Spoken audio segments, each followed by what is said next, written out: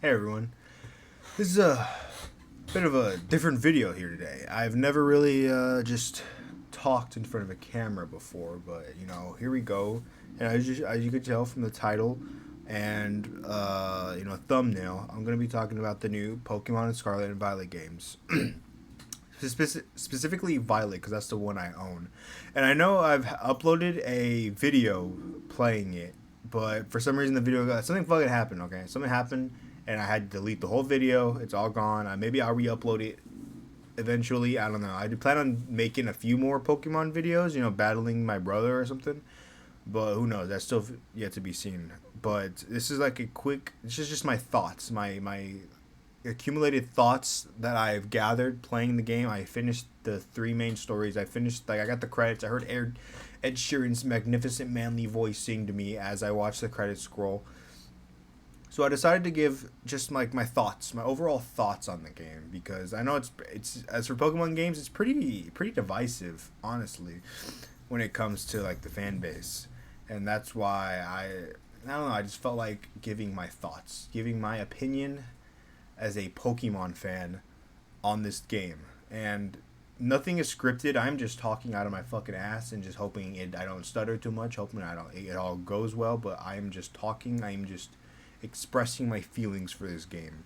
Now, I will get things started by saying I bought the OLED, the Pokemon OLED. I got the base stand. I got the Pokemon Scarlet and Violet.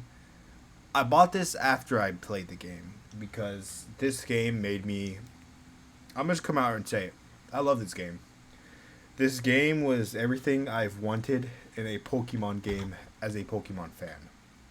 I'll give a little background knowledge. Pokemon as a series means a lot to me. I've been playing it ever as long as I can remember. Some of my earliest memories are me and my brother playing Heart Gold and Soul Silver on the DS and just playing it. It's become like a tradition for like one of us to buy each version of the game. Like I'll get black, he gets white, and then we just play it. We play it, see who can beat it first, see who can become champion first, see who can get the best team, and then we fight. My brother he's a lot more hardcore than me. I'm not even be honest. Like I think he's already completed the Pokédex for Scarlet and Violet after like 50 hours or something, and it probably would have been like a lot sooner. But he was waiting on me to complete my story so I could trade him the fucking Pokemon that are my version exclusive. So it's not his fault, it's totally on me. But yeah, Pokemon. It's just I guess a biased review. I have a bias going into this because Pokemon as a series means a lot to me. But there's no review that's not going to be you can't find an unbiased review. There are people like they're gonna be biased to one thing or another. I'm biased because I love Pokemon, and there's some people who aren't gonna like Pokemon, so they're gonna have different opinions. Well, I love Pokemon, so my opinions are biased, yes. But I love it, man. There's so much about the game that it ticks off. The exploration, the actual like Pokemon. I think all the new Pokemon designs are cool. I think exploring the world this is what I've always wanted. Exploring a world with Pokemon and just seeing them out in the wild roaming. That is something I've always wanted as a Pokemon fan. Man, as a kid, I wish fucking Pokemon were real. I wish I could go out and just go on my own adventure. But this is the closest thing that it's come, and I really enjoyed it. It ticked off it ticked off all but one box for me, and that is it runs like shit. And I'm not understating, like it does not run very well. And I just think Game Freak needs to stop time crunching their games because the Switch can run fucking Xenoblade Chronicles 2. It can run like Breath of the Wild. It can run open world 3D games well, but I don't know what happened here. So I guess like you just need Game Freak needs to spend more time developing their games, because other than the way it runs, other than the way it looks, it ticks off every box for me. This has been my favorite Pokemon story since Black and White. I have not truly enjoyed a Pokemon game as much as this one since Black and White. Every other game has just been mediocre to at best. Sword and Shield, for example, it was just mid. A lot of people absolutely hate it. I didn't think it was it was still a functional game. It was not the worst fucking game to ever exist. Like I wasn't playing Alien Colonial Marines. Like it wasn't that bad. But for a Pokemon game, it was kind of bad. But it was still enjoyable to me because I still could join I could join my friends, fight them, my brother, all of that. So it's end of the day, it's still a Pokemon game, and I think, and with Arceus, I did enjoy Arceus. It was a step in the right direction, and I believe Scarlet and Violet took home the step fully. It was a fully open world. Like when I first was thrown into the story and was given all of the story options to explore, I'm not even gonna lie, man. I was overwhelmed. I didn't know what to do first. There are like technically you can tackle any gym in any order, but there are like some easier gyms and there are some harder gyms. Yeah, but it was just it completely threw me off. Like I think I tackled the fire gym, like the fire gang star member. I tackled that first, and I was like level fucking 15. And I somehow like they're like fucking level 25 Pokemon. I don't know what the fuck happened, but I fucking won. Like that was like one of the first things I ever did in the game, and I won. I know I tackled the fucking giant cloth Pokemon. I think it was like the Rock Titan. I tackled that really early on in the game. I literally completed that like within the first fucking 3 hours. And I just went on from there. I explored, got all 8 gym badges. I completed the Titan. I completed the Titan storyline first because I wanted to level up my Koraidon as much as possible because, when you upgrade Koraidon, you get like mobility upgrades. So I could fly, I could climb. And once you pretty much learn to climb, there's nothing fucking stopping you, man. You can go wherever the fuck you want, anywhere you want. And I have to something about that. It's just so fun and fulfilling to me. And then I completed the 8 gym badges as my second storyline completion. I completed that, and then I did the Project Starfall, I think it was called, storyline last, because that was just the least interesting to me. Like I could tell all the twists were coming a mile away in that storyline. But after you complete all storyline, then you have the end game. Then you have to go into the 0 point. And the twist, I'm not going to spoil anything, but there's a twist that happens when you're in the 0 point. And it blew my fucking mind. Like, I did not expect a Pokemon game that has this deep level of story. The story, like, touched me. I felt all the side characters I fucking loved. I loved all the side characters. They had a good person. You can tell who they are just from, like, the first second you meet them. And I like that. But then you get to like once you beat the main story, and then you get your legendary, all of that, boo shebang, and then the fucking credits roll, and I'm not even gonna fucking lie, guys. I started clapping. As soon as the credits roll, I was like, fucking, I loved it. I loved the game. It just worked for me. It ticked every box off in my Pokemon fan fucking checklist. That I audibly started fucking clapping. And then of course fucking Ed Sheeran's fucking manly fucking angelic vocal started playing, and I didn't even fucking know it was Ed Sheeran in the first place. Like I remember I was like, dang, this credit song's kind of heat, and my brother's like, that's Ed Sheeran. I'm like, no fucking way. And I looked it up, and yeah, fucking Ed Sheeran. He did a bunch of fucking promotional for it. He did the credit song. I didn't even know. Like I didn't know. I don't listen to a lot of Ed Sheeran. My brother only knew Ed Sheeran because he's, like I said, he's a fucking diehard Pokemon fan. He already completed the Pokédex, has the shiny charms, already hunting fucking shinies.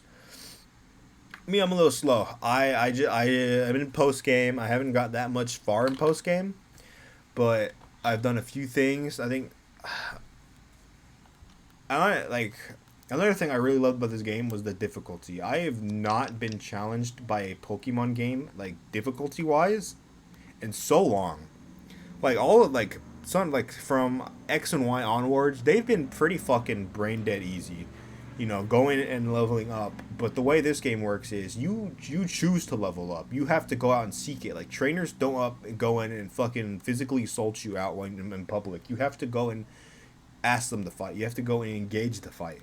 So with this new method, you couldn't, like, there's no, like, unless you seek out every fucking trainer you see, you're not going to level up like every other Pokemon game. So when I challenged my first gym, I was pretty fucking underleveled. And it was like this the whole game. Like, I'm in the Elite Four, I believe, like, the Dragon Trainer and all of them, their Pokemon levels are in like the fucking 60s. My Pokemon were like 55 to 59, and it was fucking challenging me. Like I know my final team and hold on, my final team ended up with I name all my Pokemon, but it ended up with a Electros, I believe, and then it was a Boxcalibur, then a Tinkleton, then a Ceruledge, and I'm gonna just fucking show you guys.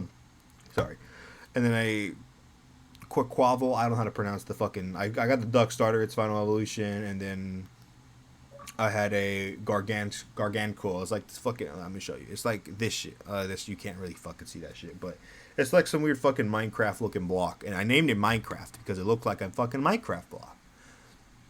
But yeah, man, like I'm speaking as a Pokemon fan and as a general overall thoughts. That's why everything is all over the place because these are just my thoughts on the game, and I can't help but say I loved it. Like if I had to rank the storylines, it would be probably the Titan storyline first, then the standard Pokemon badge storyline, and then I have to say Project Starfall is probably my least favorite. And that's just it's like there's no fault. I just wasn't invested as I was the other storylines. Like I think in the Titan storyline, the main character, like your main companion for that one, he has good motives. He has resentment for his father. It all pays off in the end. Like that's what leads to one of the biggest twists in the game. And then like the bad storyline, you beat the Elite Four, you beat the champion, you become the champion or like the best champion rank. There's multiple champions. It's like a rank in this region, but you beat the highest ranked champion. I guess you become the highest ranked champion. I don't really know how that works. But then your companion for that side, for that storyline, was like, man, seeing you fight has got me fucking pumped up. And like it stated that like she beat the highest ranked champion, not even fucking trying. Like she didn't even use her full power. And then so like you get to it and it's like, I'm going to use my fucking full power to like some anime moment. She's like, I'm not gonna half-ass this anymore. I'm going to come at you with everything I've got. And like it was like it wasn't that hard of a fight. That's just because my team completely countered her team. Like it wasn't fair because the team I guess the team I ended up with. I went with cool Pokemon that had good type advantages. Like Boxcalibur, it's a fucking Dragon Ice, which has never been a normal Pokemon. It has only been legendary typing, and it's really fucking good. Like I think only like fucking Steel type or some shit can counter it, and it's this region's too. Like every region has a pseudo legendary, and Boxcalibur it's fucking Godzilla, is this region's pseudo legendary, and I used him. He was my fucking powerhouse. He was so fucking strong, and like his fucking Glaive Rush attack, which looks like that fucking scene where Godzilla turned into a fucking shrimp and flies. It's basically what that fucking attack is. Like it's really fucking funny to see, but it was cool. And yeah, it just have like playing this with my brother, like and him joining, like going on raids, the Pokemon, the Terastallizing. I didn't even fucking talk about Terastallizing. That's this gimmick. Like they're like how like X and Y there was Mega Evolution, and then like Alola there, like Sun and Moon there was fucking Z-Tax, and then in Sword and Shield there was a Gigantamaxing and Dynamaxing. Well, this one had Terastallizing. You could completely just fucking change the typing of a Pokemon, and it was a cool as for like Pokemon gimmicks go, I really fucking enjoyed it. I think the little fucking crystal shit on the top of their head was kind of fucking goofy, especially for like water. But when it comes to like steel, there's just a fucking axe sticking out of their head. I thought that shit was funny. I thought it was cool. I thought it was inventive, and it's just overall I had like I know there's a bunch of critics. One that comes to mind is like Moist Critical. Like no, I love Moist Critical. I enjoy watching his content, and when he we was talking about Pokemon, he was talking about how he didn't like it that much because the technical limitations and just everything like that. And while I personally I disagree. Like I love the game. I didn't have that many technical. Like he talked about like jumping and it was running ass and shit. That didn't really happen to me, man. Like I don't know. Maybe maybe I just fucking lucked out. But the only fucking things I had was like the background characters running at a fucking frame rate of 0.0%. Like there's no fucking frames on background NPCs. And like the overall, like there's a bunch of popping. Like if you jump off a fucking mountain, all the fucking terrain and shit's gonna pop in when you get there. And I wish you could see Pokemon from further, but you have to be pretty much on their fucking ass. Like sometimes I'd be running, and a fucking Sinistee will pop up, and you can't even fucking see Sinistee like first of all. If you guys play the game, you can't fucking Sinistee is the size of a fucking penny. So like yeah, that are some food problems I have with it, but those are like I'm just like problems are not problems that like took away from my experience. These are just like nitpicking because these personally did not bother me. I personally thought the game was fantastic. I personally loved it. I would play it again. I would play it as many times as I can because this might be my new favorite Pokemon game if I'm being completely honest. For a while it's been black and white. I had black is I guess more specifically Pokemon Black for me, but this might overtake it. This might be a close second, if not my new favorite. And I don't know. Something about it is it just works for me. It clicks for me as a Pokemon fan. As a person who grew up loving Pokemon, watching the anime, playing all of the games, I love it. It clicks. It's everything I ever could have wanted in a Pokemon game. But those are just my thoughts. You guys are welcome to disagree. Like, I am not telling you this is how you should think about it. I'm not saying everyone who hated it is wrong. You are entitled to your own opinions, and these are my opinions. These are my thoughts on it. And yeah, just hope you guys enjoyed this quick little fucking ramble of me talking about it. But I don't know. I felt like I had to talk about it as a Pokemon fan. I just had to say my thoughts. And again, this is not scripted. I am just talking on my fucking ass. So I'm sorry if I'm fucking stumbling my words. That's just my fault. But yeah, hope you guys enjoyed this quick little rant / review. I guess review of Pokemon Violet / Scarlet. And yeah, please leave a like and subscribe if you already haven't. And yeah, I'll see you guys in the next video.